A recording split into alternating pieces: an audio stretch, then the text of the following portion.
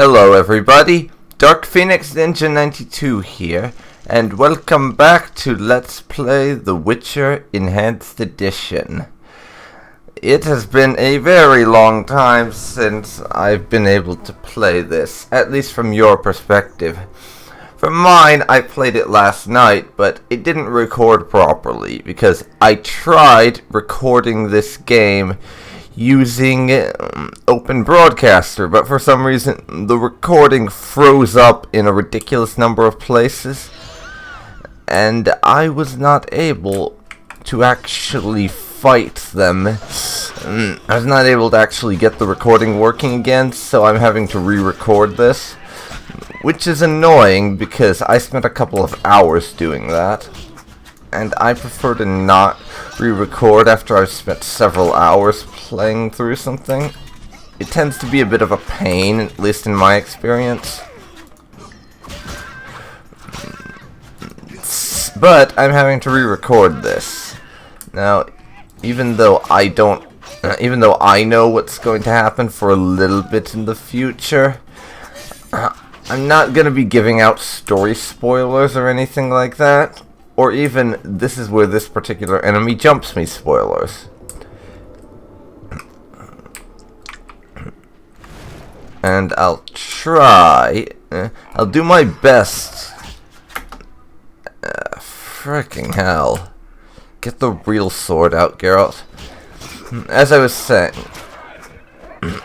I will do the best I can to make sure that I don't spoil anything, including that kind of thing. And even though I was recording for a couple of hours, I think I can just manage to not talk about the few things that happened that would be considered spoilers, because even though I was playing for like 3 hours in my last recording session, the one that you're not going to be able to see, I mean, I managed to do fairly well in not encountering a whole lot of story stuff. There were maybe 2 or 3 major story points, and beyond that it was just side quests. So it's not really a big deal overall.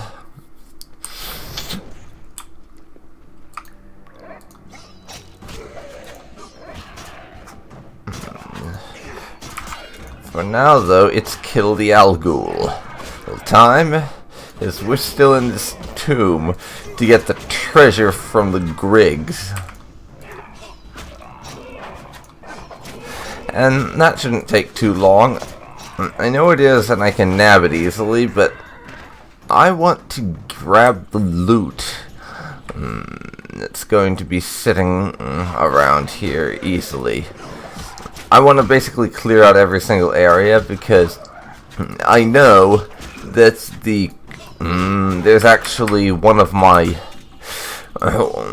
the Witcher contracts I have ongoing right now.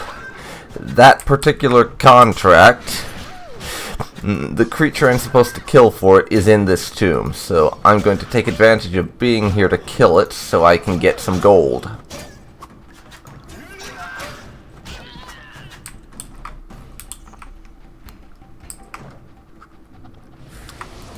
Now, I will grab this thing. I don't see anything else around in this room I can loot. So, we'll quick save, because I'm paranoid. Or am I? I'm rather fond of a quote by a friend of mine, and just that one of my old teachers says kind of emphasizes the French Revolution quite well, that it's not paranoia if they really are out to get you. And there most assuredly are people out to get me in here.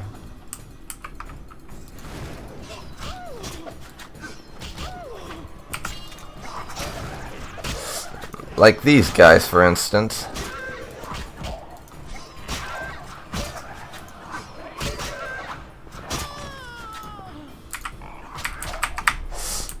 So how about we back off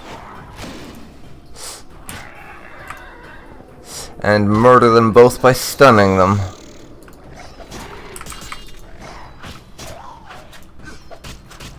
Oh, 2 fucking vampires.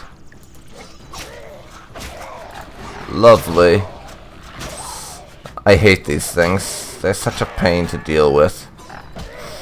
Admittedly, not anywhere near as much as some other creatures can be.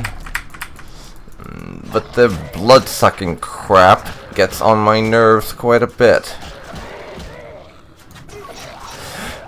So I am going to kill them a lot. Yes, I just said that. Kill them a lot. And I know it doesn't make any sense, but still.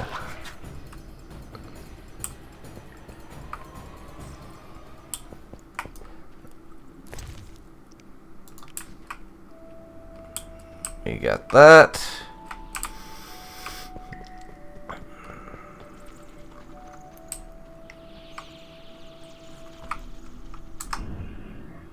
And I should check this out.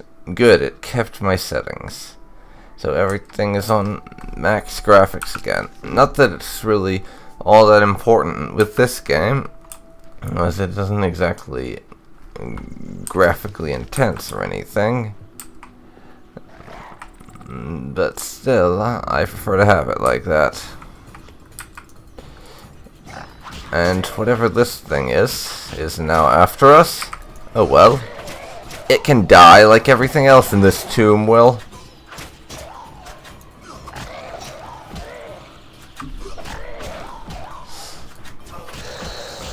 And as you can probably tell from how I'm doing pretty good at the fighting, I've come a long way in terms of the combat style in this game, because when I started out, I was basically getting killed every single fight because I had no clue what I was doing.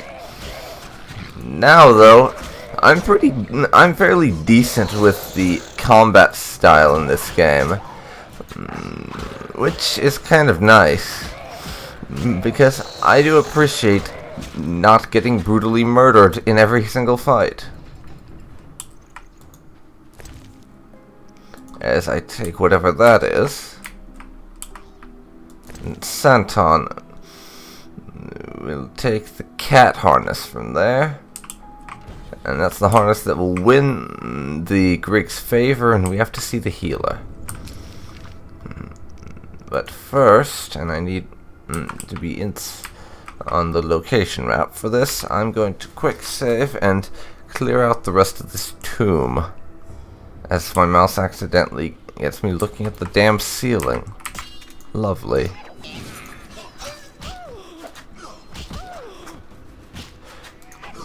And this particular Alp is going to have to die.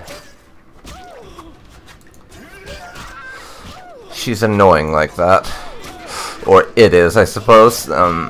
May look female, but these things are monsters. They don't exactly have a gender that Geralt would recognize as being a male or female.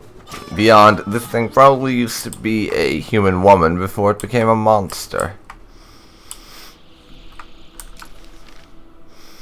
I hate it when the map does this. I really do.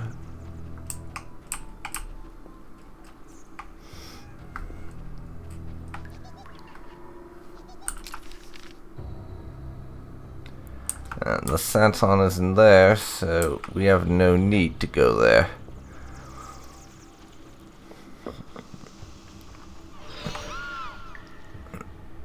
And by the way, I'm probably going to do this at some point, but I was in my last recording that you're not going to see because issues, trying out recording with my headset microphone rather than with the blue snowball.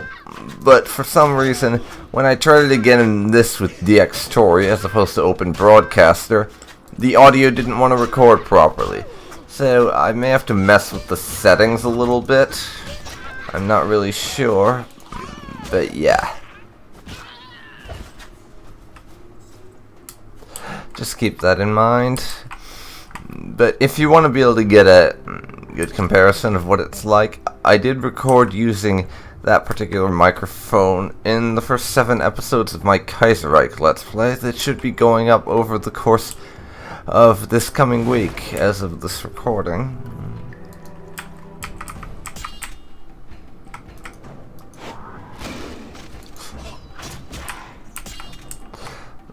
Now you idiots need to die so I can focus on fighting one of you. Now though, we can take you out, and this scimitar thing is the one I was talking about that's amongst the more annoying enemies to fight.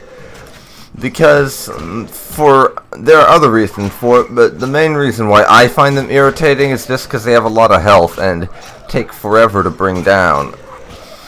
At least they do if you're an idiot like I was in the last video that you saw. Actually, no, that didn't go up, I don't think. Yeah, so if you're an idiot like I was and try to take them on using a steel sword, that's even more the case anyways.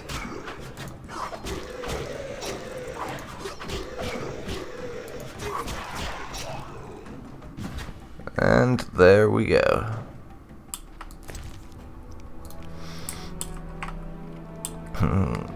Decent amount of health damage taking place.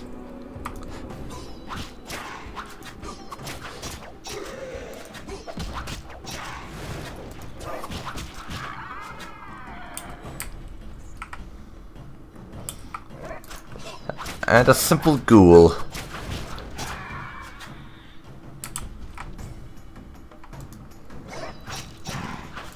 Please stop spawning. You're annoying me.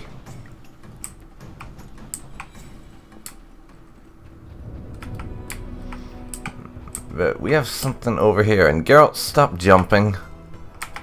Okay, quick saving. Just in case. So and all that.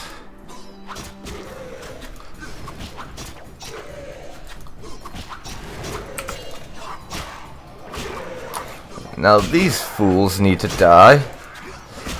The sword dance of the Geralt. Oh yes. Indeed, indeed. And we brought down the flutter easily.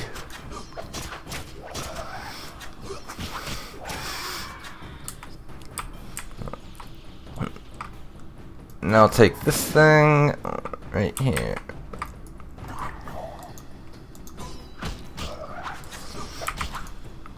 Yeah, take it. But yeah, the one reason why I think I'm considering recording with my headset microphone rather than my blue snowball is because my headset microphone has a built-in mute switch that I can flick to mute my microphone. So if I'm going to cough or sneeze or something, then I can mute the mic and you don't have to hear that. Which is very handy for me, because I don't like to have that kind of stuff in the video, and I often forget to edit it out, even when I say I'm going to. So that's something that would be extremely, extremely handy.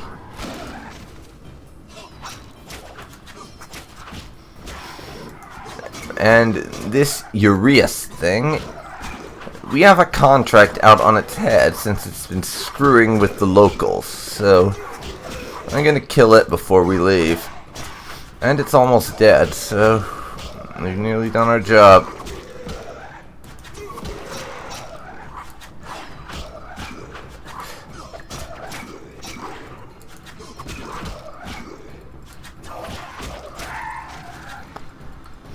And down it goes. I'll take your shit. The ancient scimitar. Deliver the trophy to the village chief. Nice.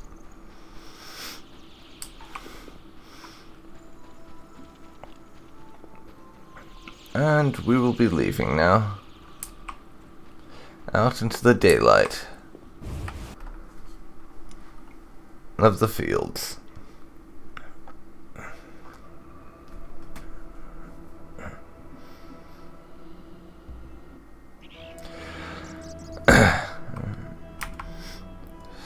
I'll drop my own save just in case.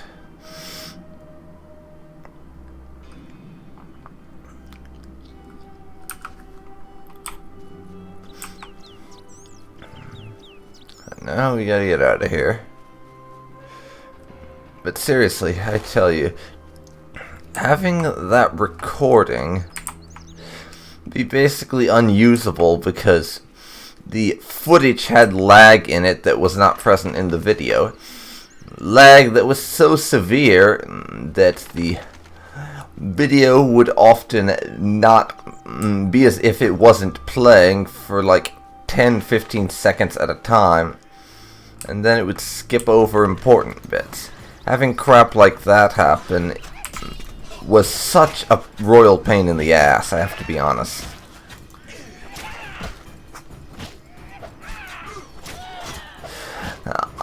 Because, like I said, I spent 3 hours recording that. And then afterwards, I was gonna have to spend an entire day editing it just so I could put it up on YouTube.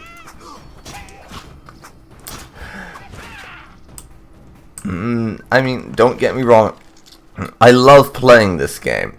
It's become one of my favorite games of all time, no questions there.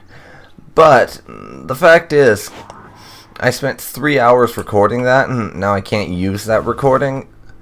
Which, that kind of thing just gets to me. It annoys me severely.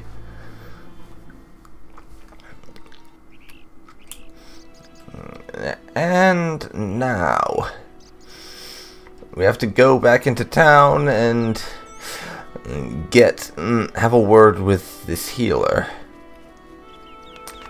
With Abigail, actually, who, for those of you who remember, Abigail is actually someone Geralt knows, in air quotations. I say knows in air quotations because we slept with her back in Chapter 1, basically, is how Geralt knows her. Hey there, Abby. And she probably does not like being called that. Now, I have the Griggs treasure. I have the Griggs treasure. Now take the harness to the chapel of our Griggs. It stands just by the bridge, a small red santon. Return the following day to see if the Griggs accepted the gift. How will I know they did? In its place, they will leave you a gift of value, symbolizing friendship or joy.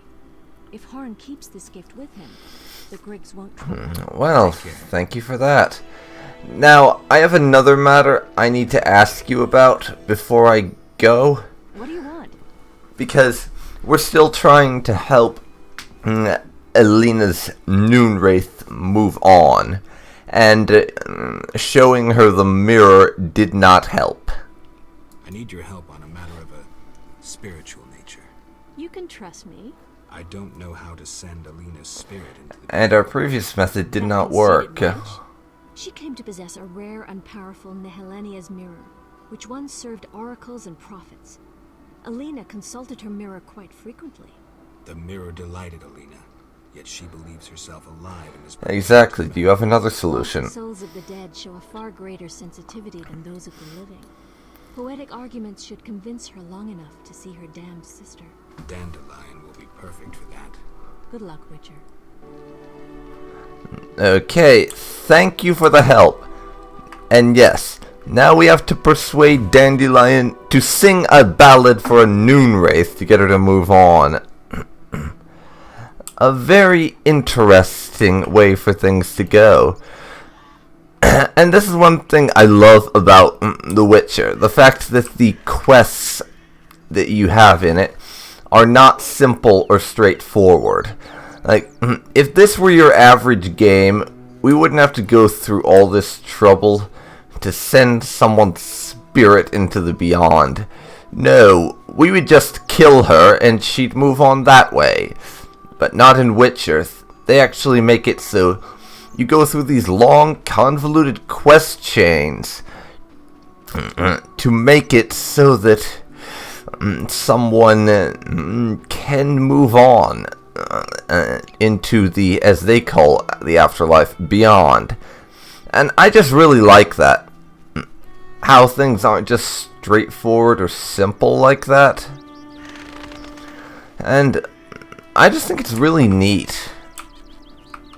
Honestly. A small chapel to some divinity worships here. And take your cat harness. Yeah, I just really like how well, that happens. That things... It seems like such a small, simple thing, but it can get to be so complicated, and I quite like that idea, actually. Now, Mason Harn, I have something for you. Sir? I made a deal with the Griggs. I made a deal with the Griggs. I'm impressed. They won't bother you while you wear this four-leaf clover. Perhaps I can finish the bridge before the first snowfall. Your reward. That's right, he offered us a couple of things. So, the three things we were offered is his son to fight by our side as basically a companion, gold, and a book about specters and the wild hunt. And what I'm going to be choosing is the book about specters and the wild hunt, because Geralt, right now, when given the option, would be slightly more interested in information than cash. I mean, we are a mercenary and doing what we do primarily to get paid, but having information like that could save our life one day, and it sounds intriguing, so we're gonna go for that. So yeah, the book about specters, please. The book about specters. Tell no one where you got it. The hermit will get irate if he learns I borrowed it. Thank you. Okay. None of our business where it came from, after all, or anyone else's for that matter.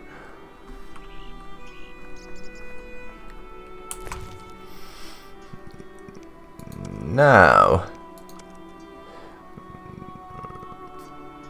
we have a book to read. Spectre's Race and the Damned. Noon Race, Night Race, and the Wild Hunt.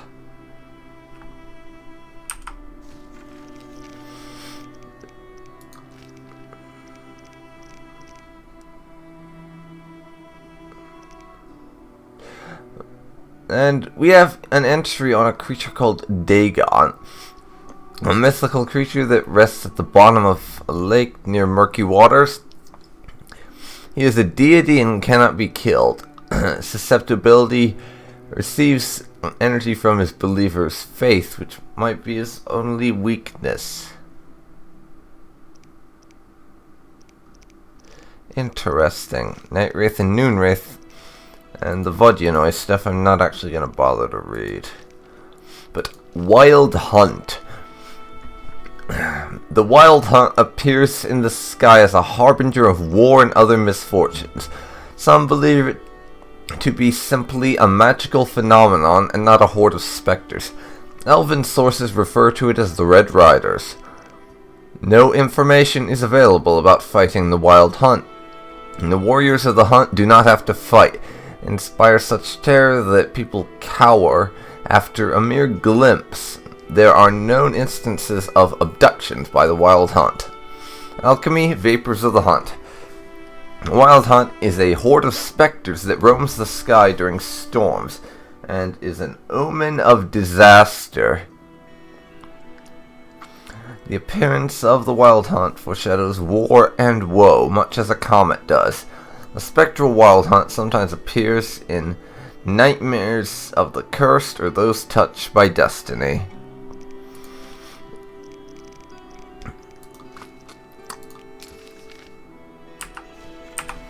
Now we have a scimitar head to turn in, basically, to get paid.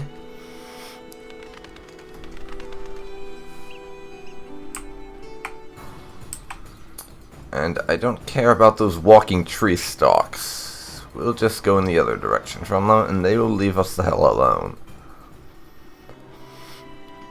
But yeah, that information about the Wild Hunt is very interesting, because what it sounds like, these creatures are basically like the boogeymen.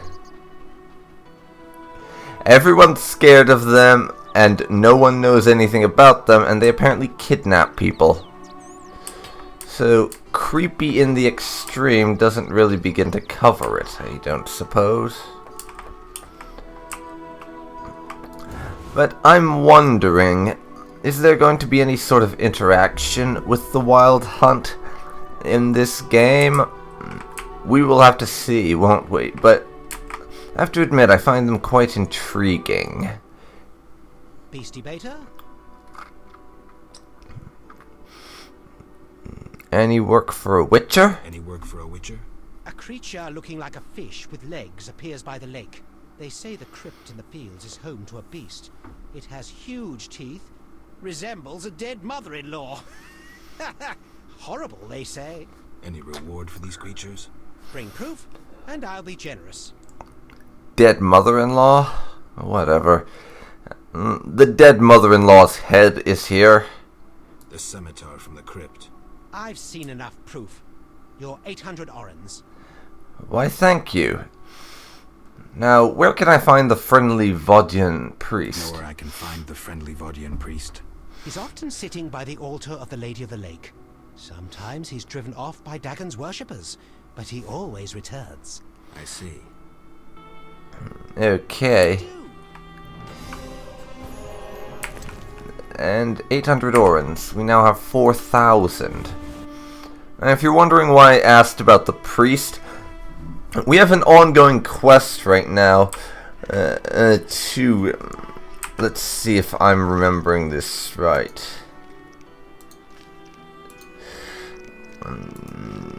To help resolve this conflict between the humans and the Vodianoi. And that's going to be my next objective. So we've already spoken to Julian and the human representative about this, who was Alina's betrothed, Alina being the noon wraith we're supposed to send into the beyond. We've already spoken to him about this, and he doesn't have much hope as far as the prospects of actually making peace. But first, before anything, we need to speak to the Vodian priest,